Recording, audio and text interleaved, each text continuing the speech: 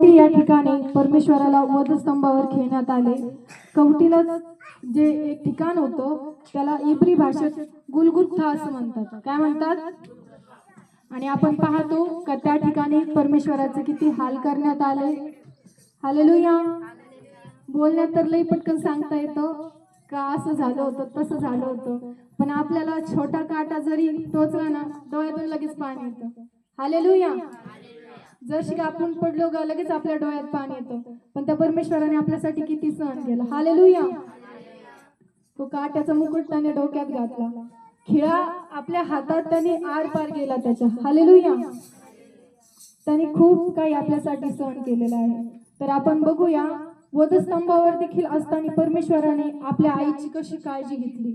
त्याने आपला कर्तव्य, त्याने आपली जबाबदारी आईच्या प्रती आपण कशी पार पाडली आपण ते बघूया. आपण वचन वाचूया. योहान 19:25.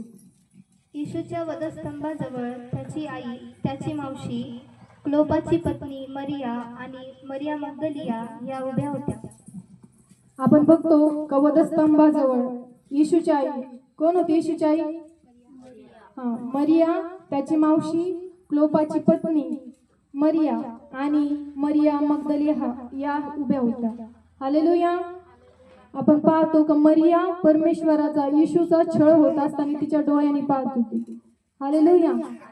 प्रत्येक खूप आई आपल्या चर्चमध्ये आहे. आपला जेव्हा मुलगा लहान असतो ना तर तो पडतो किंवा थोडं लागतं, आईला किती टेन्शन होतं बरं. किंवा थोडी ताप आली तर किती टेन्शन होतं का याला गुण झालं, मला झालं असतं किती बरं झालं असतं. टेन्शन येतं का नाही प्रत्येक आईला. तर मरिया आपल्या मुलाला येशूला स्वतःच्या डोळ्यासमोर मरताना बघत होती, तर तिला किती त्रास झाला असेल. हालेलुया. आणि आपण 26 वचन वाचूया.